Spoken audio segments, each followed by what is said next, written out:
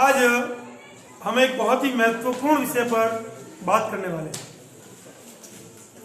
जो आपकी समस्त परीक्षाओं में बहुत उपयोगी है। स्कूली पढ़ाई के साथ साथ कॉलेज की पढ़ाई और आगे प्रतियोगी परीक्षाओं के लिए भी ये जानकारी बहुत महत्वपूर्ण है। और वो विषय है कि हमारी संसद के जो दोनों सदन है, लोकसभा और राज्यसभा, इनके अंदर क्या अंतर है। तुलनात्मक अंतर हम लोग कर रहे हैं इनके अधिकारों में, इनके कर्तव्यों में, इनके सदस्यों के निर्वाचन में। हम लोगों को क्या क्या जानकारी प्राप्त करना जरूरी है, वो सारी बातें मैं आज आपको बता रहा हूं। तो सर्वप्रथम ये हमारी संसद है। एक सदन है हमारा लोकसभा, दूसरा हमारा सदन है राज्यसभा, और इनके अंदर हम लोग अंतर के बारे में सोच रहे हैं। तो सर्वप्रथम जो अंतर का बिंदु है वो है नामकरण। इन दोनों सदनों को किन किन अन्य नामों से भी पुकारा जाता है। कई बार ये प्रश्न परीक्षा में पूछे गए हैं, इसलिए आपको बहुत ध्यानपूर्वक सुनने की आवश्यकता है। हमारी जो लोकसभा है इसको हम निम्न सदन कहते हैं, जबकि राज्यसभा को हम लोग उच्च सदन कहते हैं। इसके साथ ही लोकसभा को प्रथम सदन और राज्यसभा को द्वितीय सदन कहा जाता है।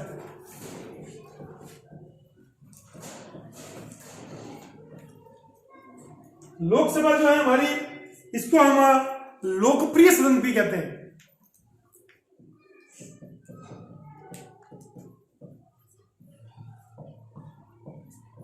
और राज्यसभा को वरिष्ठ सदन भी कहते हैं, या वरिष्ठ सदस्यों का सदन, या वरिष्ठ सदन, सीनियर सदन। ये महत्वपूर्ण अंतर कई बार परीक्षा में आपको पूछे गए हैं कि निम्न में से कौन सा सदन है वो भारत का वरिष्ठ सदन है, तो आपका उत्तर राज्यसभा हो जाएगा। कौन सा सदन है जो भारत का द्वितीय सदन है, तो उत्तर राज्यसभा हो जाएगा। और कौन सा सदन है जो हमारा उच्च सदन है, तो भी हमारा उत्तर राज्यसभा हो जाएगा। इसके ठीक विपरीत स्थिति में निम्न सदन, प्रथम सदन, लोकप्रिय सदन जो है हमारा, वो हमारी लोकसभा होगी। दूसरा जो अंतर का बिंदु है वो है प्रतिनिधित्व।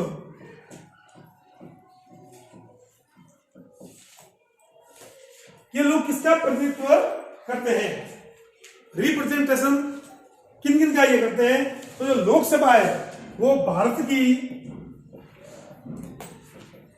समस्त जनता का प्रतिनिधित्व करती है, इसलिए इसको लोकप्रिय सदन भी कहते हैं। भारत की समस्त जो जनता है, टोटल पॉपुलेशन ऑफ इंडिया, उसका प्रतिनिधित्व हमारा लोकसभा करता है। और जो हमारी राज्यसभा है वो राज्यों और केंद्र शासित प्रदेशों का प्रतिनिधित्व करती है।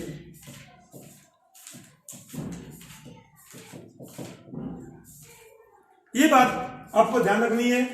राज्यों और केंद्र शासित प्रदेशों का प्रतिनिधित्व जब बात आती है तो वो अधिकार राज्यसभा के पास चले गए, और समस्त जनता की जो ताकत है वो लोकसभा के अंदर निहित। दो अंतर के बिंदु होने के बाद मैं आपको बात कर रहा हूं तीसरे और महत्वपूर्ण बिंदु। और तीसरा महत्वपूर्ण बिंदु है वो है इनकी सदस्य संख्या। कई बार परीक्षाओं में ये प्रश्न पूछे गए हैं कि कितनी सदस्य संख्या है, उनका विभाजन क्या है, वर्तमान क्या स्थिति है, कुल क्या स्थिति है। तो इसको एक बार बहुत ध्यानपूर्वक याद करने की आवश्यकता है कि हमारी जो लोकसभा है इसकी कुल सदस्य संख्या अधिकतम 552 हो सकती है, और जो हमारी राज्यसभा है इसकी कुल सदस्य संख्या अधिकतम 250 हो सकती है। आप लोगों के लिए मैं लाइन कर लेता हूं।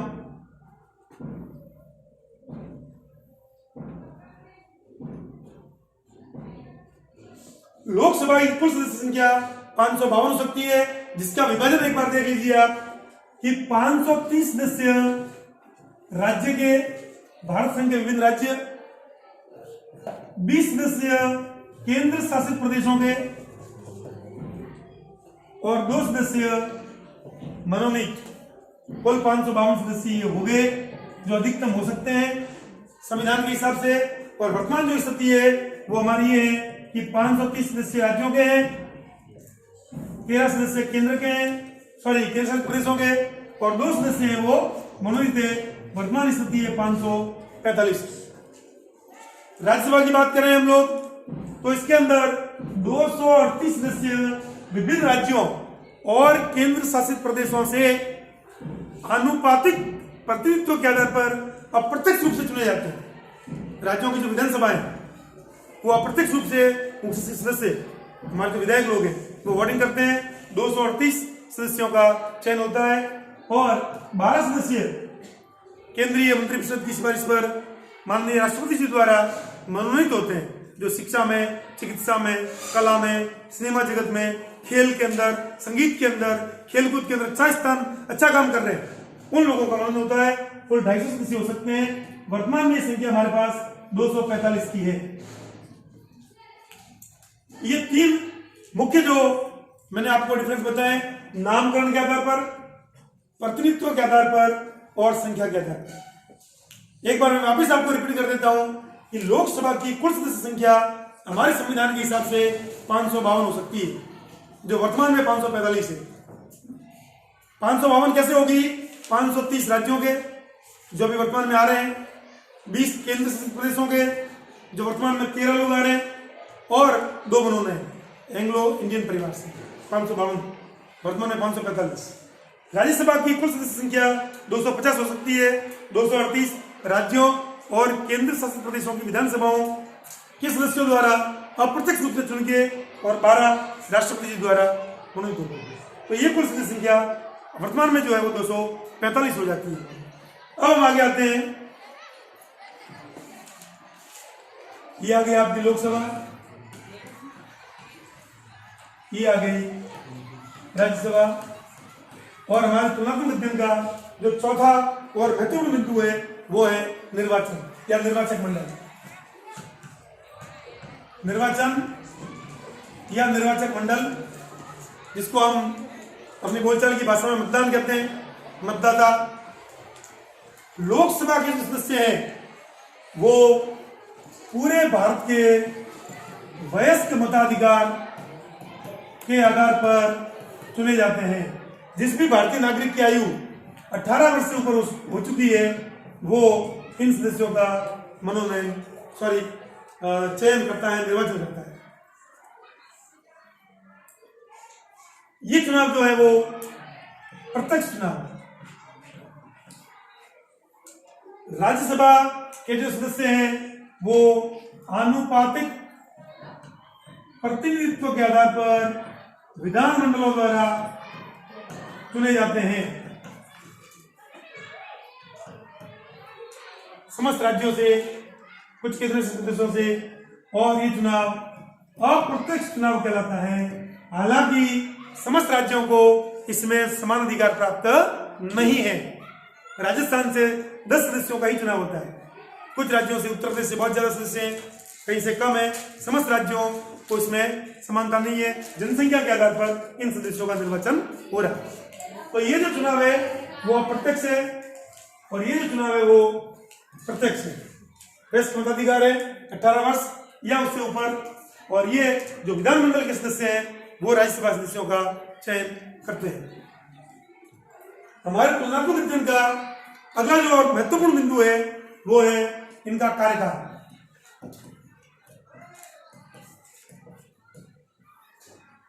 लोकसभा का कार्यकाल 5 वर्ष का निश्चित है। 5 वर्ष पूरे होते ही केंद्रीय मंत्रिमंडल की सिफारिश पर माननीय राष्ट्रपति जी द्वारा लोकसभा भंग कर दी जाती है और देश में नए चुनाव होते हैं।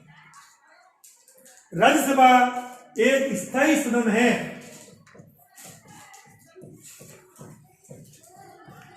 ये कभी भंग नहीं होती।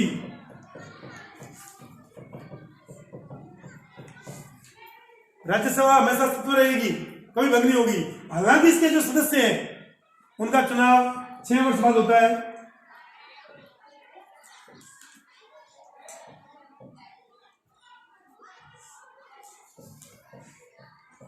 और हर 2 वर्ष बाद, हर दूसरे वर्ष एक के सदस्य है वो रिटायर हो जाते हैं। इस प्रकार की व्यवस्था हमने कर रखी है। सदस्यों का चुनाव 6 वर्ष में और एक के सदस्य 2 वर्ष बाद। ये हो गए इनके दोनों सदनों के कार्यकाल की। छठा बिंदु है हमारे जो इनके अंतर का, वो है साधारण विधेयक के संबंध में। जब भी कोई देश के अंदर सामान्य कानून बनाया जाता है, साधारण विधेयक,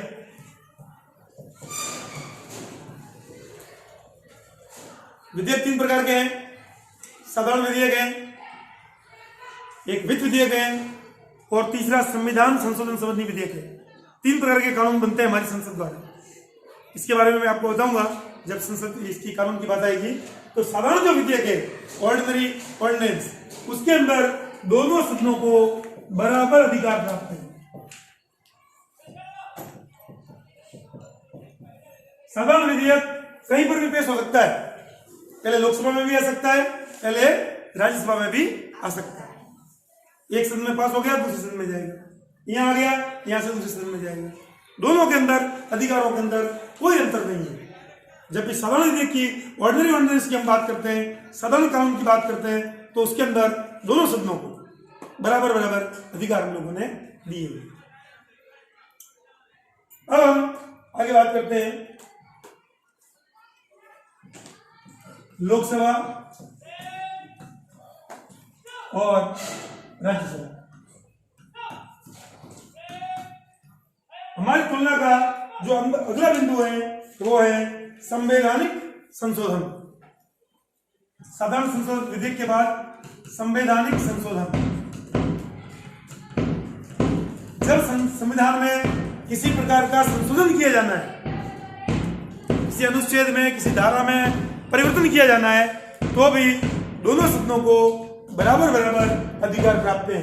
एक बार वापस बात ध्यान से सुन लीजिए। संविधान संशोधन विधेयक किसी भी सदन में पेश हो सकता है, दोनों सदनों को यहां पर भी बराबर अधिकार प्राप्त है।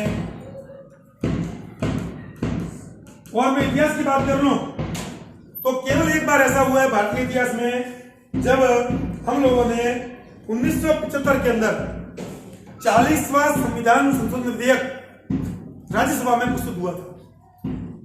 परीक्षा में पूछे गए, कॉम्पिटिशन टेस्टों में कई बार, कि संवैधानिक संशोधन वाले विधेयकों में दोनों सदनों को बराबर अधिकार है। तो ऐसा कौन सा संविधान संशोधन है जो राज्यसभा में पेश हुआ था? केवल एक ही है भारत के इतिहास में, और वो था 40वां संविधान संशोधन। ध्यान से सुन लीजिए आप लोग। 1975-76 के अंदर ये संशोधन विधेयक राज्यसभा में पेश हुआ था। और इसका विषय भी मैं आपको बता देता हूं। इस संविधान संशोधन का विषय था कि महासागरीय जो सीमा है भारत की, उसके अंदर जो भी खाने आती है या कोई अन्य वस्तु आ रही है, उसके ऊपर कानून बनाने का अधिकार केंद्र को होगा।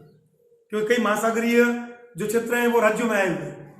अरब सागर महाराष्ट्र में भी है, गुजरात में भी है, और भी कई राज्यों में फैला हुआ है। तो उसके ऊपर उनके अंदर जो खान है, खदान है और अन्य जो क्षेत्र हैं, कोई कानून बनेगा तो उसके ऊपर संघ सरकार का अधिकार रहेगा। ये जो विधेयक है संविधान संशोधन का 40वां, ये राज्यसभा में पेश हुआ था। पहले यहां से पारित होकर के फिर लोकसभा में गया और फिर राष्ट्रपति जी के द्वारा वो मंजूर हुआ। तो हमारे इतिहास के अंदर एक ऐसा मौका आया था जब हमने संविधान संशोधन विधेयक राज्यसभा अर्थात हमारे उच्च सदन, द्वितीय सदन या वरिष्ठ सदन में हमने प्रस्तुत किया था। अब हम बात करते हैं अगली संविधान संशोधन विधेयक के बाद में बात आती है वित्त विधेयक।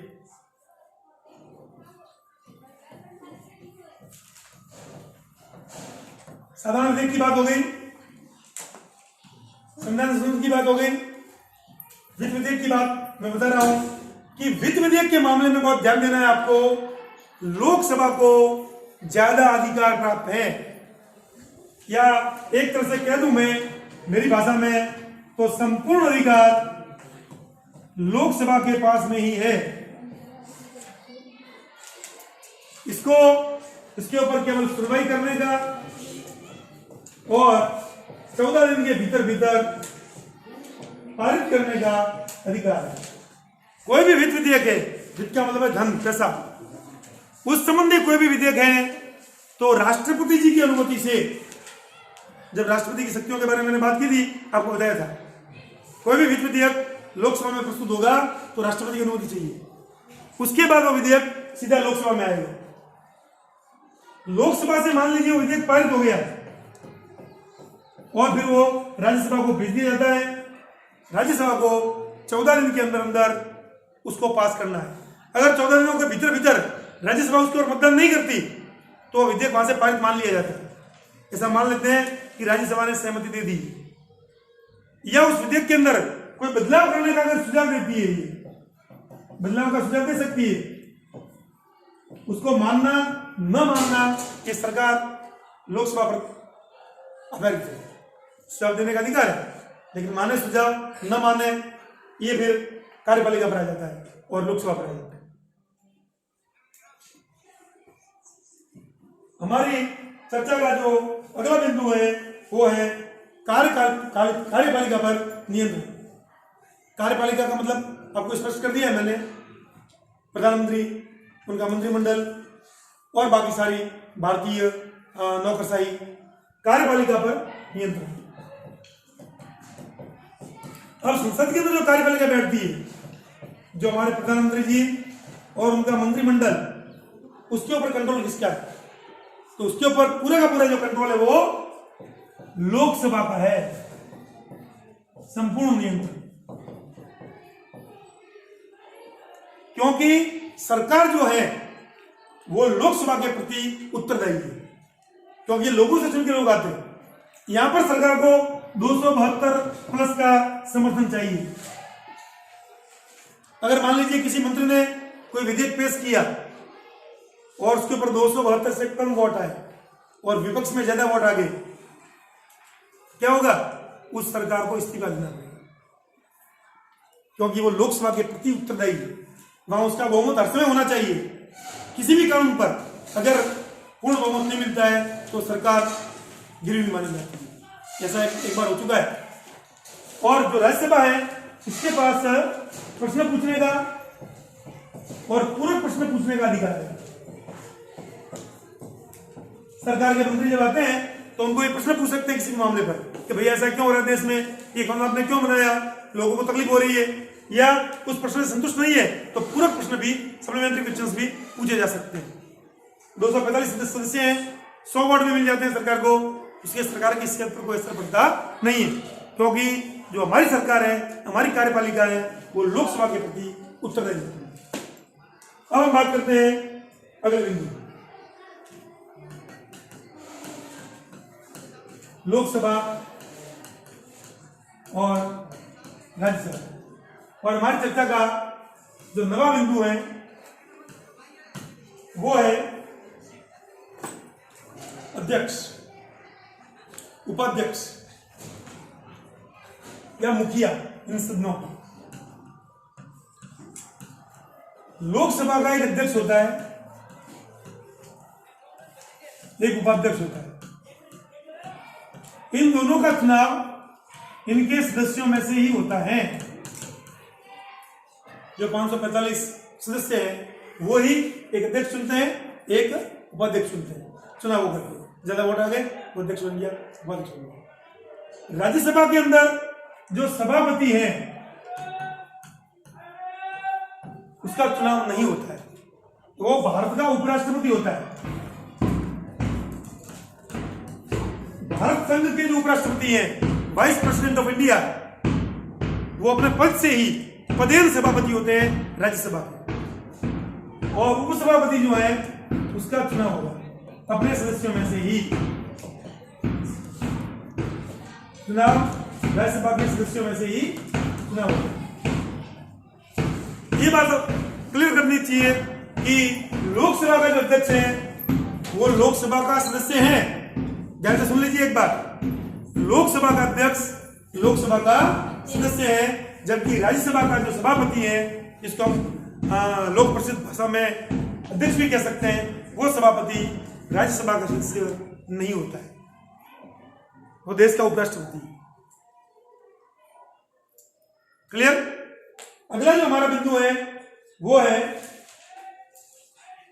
निर्वाचन के अधिकार।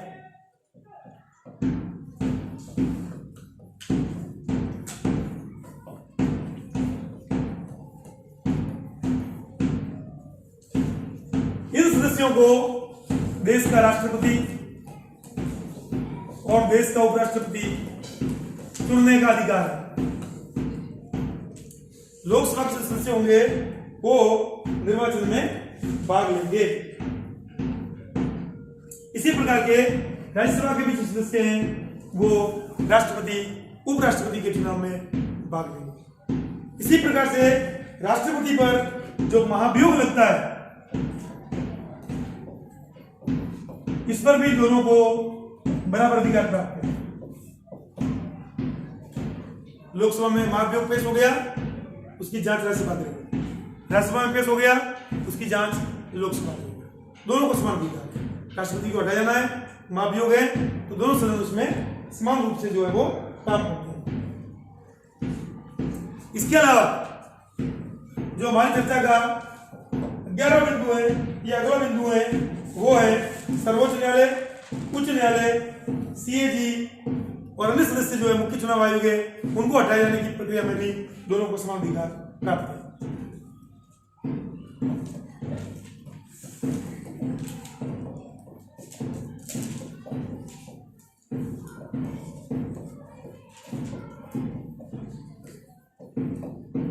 एक बार ध्यान से सुन लीजिए आप लोग, सर्वोच्च न्यायालय और उच्च न्यायालय के न्यायाधीश, सीएजी, महालेखा परीक्षक, कंट्रोलर, ऑडिटर जनरल जो भारत सरकार के खातों की जांच करता है, और चुनाव आयोग या मुख्य चुनाव आयोग, उनके सदस्यों को अगर महाभियोग लगाना है तो दोनों सदनों को बराबर अधिकार प्राप्त है। कहीं पर भी वो पेश होगा और फिर दूसरा सदन उसकी जांच करके उनको हटा सकता है। अब मैं बात कर रहा हूं आपको राज्यसभा के कुछ विशेष अधिकारों। कुछ ऐसे मामले हैं जिसके ऊपर राज्यसभा को विशेष अधिकार प्राप्त है। बहुत ध्यान देने की बात है कि कई बार ऐसे प्रश्न पूछे गए परीक्षा में कि हम लोगों को क्या क्या राज्यसभा को अधिकार हम लोगों ने दिए।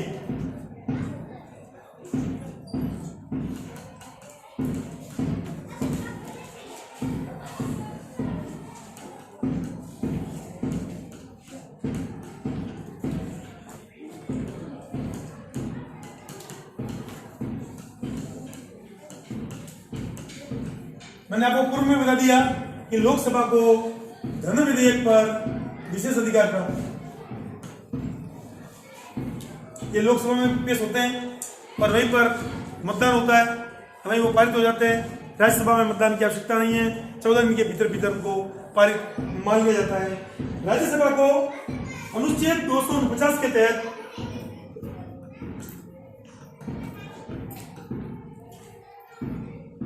किसी भी राज्य सूची के विषय पर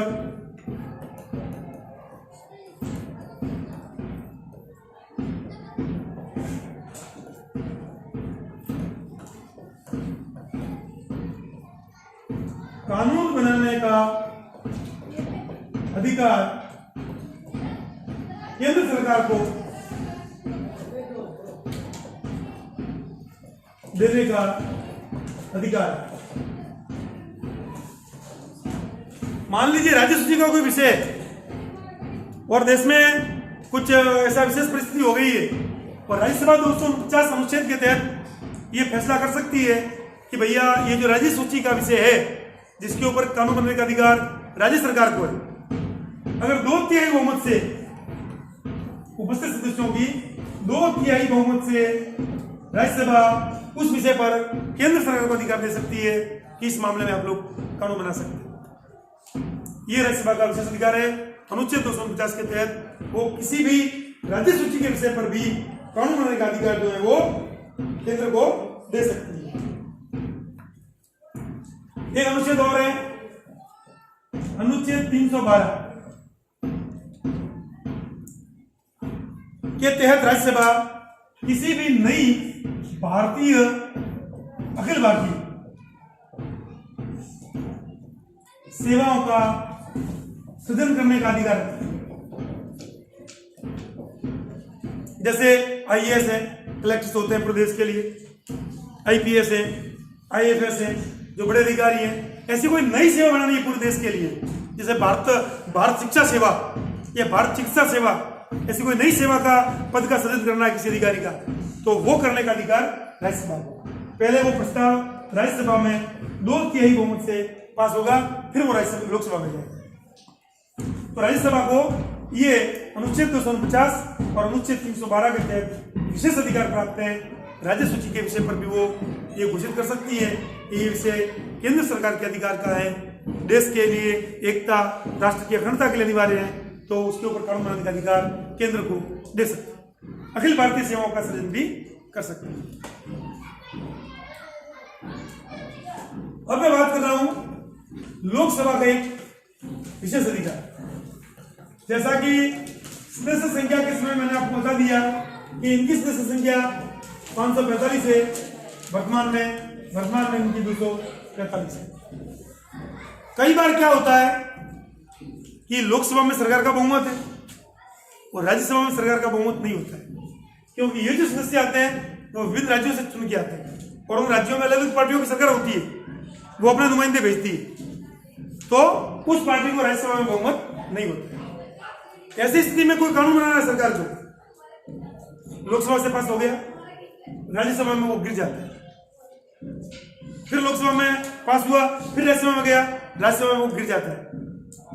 ऐसे मामले में लोकसभा को विशेष अधिकार है कि हमारे देश के राष्ट्रपति जी, ध्यान से सुन लीजिए आप लोग, अनुच्छेद 108 के तहत,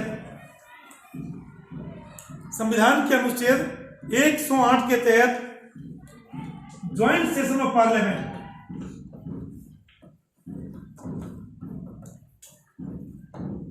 संयुक्त संसदीय बैठक का आयोजन कर सकते हैं। अब भैया वोटिंग हुई, यहाँ 300 लोगों ने पक्ष में वोट दे दिया, यहाँ 100 लोग ने पक्ष में वोट दिया, बाकी ने पक्ष में दे दिया, कानून गिर गया। अब सरकार को उस कानून की आवश्यकता है, मंत्रिमंडल ने सिफारिश की राष्ट्रपति जी को, और राष्ट्रपति जी अनुच्छेद 108 के तहत इन दोनों सदस्यों का 545 जोड़ 245 790 सदस्यों की साथ में बैठक करवाते हैं अनुच्छेद 108 के तहत। उस बैठक की अध्यक्षता लोकसभा का अध्यक्ष करता है, उसके विशेष अधिकार है। जबकि संयुक्त बैठक होगी दोनों पार्लियामेंट की, तो उसका अध्यक्ष जो होगा वो लोकसभा का अध्यक्ष होगा। अगर अध्यक्ष का पद रिक्त है, अध्यक्ष नहीं है, तो लोकसभा का उपाध्यक्ष अध्यक्षता करेगा। अगर लोकसभा का उपाध्यक्ष भी नहीं है, तो राज्यसभा का उपसभापति अध्यक्षता करेगा। अगर वो भी नहीं है, तीनों नहीं है, ऐसी भी स्थिति हो सकती है, तो फिर जो उपस्थित सदस्य है 790, ये अपने में से एक व्यक्ति को चुनेंगे, वोटिंग द्वारा भी हो सकता है, और वो उस बैठक की अध्यक्षता करेगा। और यहां पर जो वोटिंग होगी उसमें लोकसभा को ज्यादा अधिकार हो गए, सदस्य ज्यादा है उनके, इसलिए इनका जो मत होगा वो लागू हो जाएगा। ऐसा देश में 3 बार हुआ है। इतिहास के में कई बार ये पूछा गया है कि कब कब इस देश के अंदर संयुक्त अधिवेशन संसद के हुए और किन किन मामलों पर हुए। तो सर्वप्रथम मैं आपको बता दूं 1961 के अंदर, ध्यान कर लीजिए आप लोग, जब पंडित जवाहरलाल नेहरू इस देश के प्रधानमंत्री थे, तो विधेयक आया था दहेज प्रतिषेध विधेयक 1959। इसको पास करवाने के लिए हमने पहली बार इस देश के अंदर ज्वाइंट पार्लियामेंट बुलाई थी, और ये विधेयक दहेज रोकने का नियम। बहुत सारी महिलाओं की, बच्चियों की हत्या हो जाती थी दहेज के कारण, तो उसके ऊपर रोक लगाने के लिए ये कानून दोनों सदन में बुला करके हम लोग ने पारित करवाया था। अब मैं बात कर रहा हूं आपको दूसरे मौके की, और दूसरा मौका है 1977, जब मोरारजी भाई देसाई इस देश के प्रधानमंत्री थे, और वो जो मुद्दा था वो भी एक बहुत ही संगीन मुद्दा था, बैंक सेवा आयोग विधेयक। बैंक सेवा आयोग विधेयक 1977, इसको पास करवाने के लिए भी हमने संयुक्त संसदीय बैठक बुलाई थी। और तीसरा मौका 2002 के अंदर आया था, जब अटल बिहारी वाजपेयी इस देश के प्रधानमंत्री हुआ करते थे, और मुद्दा था आतंकवाद रोकने का, आतंकवाद निरोधक अधिनियम, जिसको आप लोग कोटा के नाम से भी जानते हो, आतंकवाद विरोधी अधिनियम 2002। ये भी हम लोगों ने दोनों संयुक्त संसद में ही इस कानून को हमने पास करवाया था। तो ये वो 3 मौके हैं जब अनुच्छेद 108 के तहत हम लोगों ने संयुक्त अधिवेशन बुला करके कानून पास करवाए, और वो कानून देश के भले के लिए, राष्ट्र की एकता और अखंडता के लिए बहुत ही शुभ साबित हुआ। अगला जो हमारा पॉइंट होगा लोकसभा और राज्यसभा के बारे में, वो मैं आपको अगले वीडियो में शेयर करूंगा। लेकिन इस वीडियो को आप ध्यानपूर्वक देखिए, कमेंट्स कीजिए, शेयर करें, अपने दोस्तों के साथ लाइक करें, और ध्यानपूर्वक देखने के बाद किसी सुधार की आवश्यकता है तो कमेंट्स जरूर करें। धन्यवाद।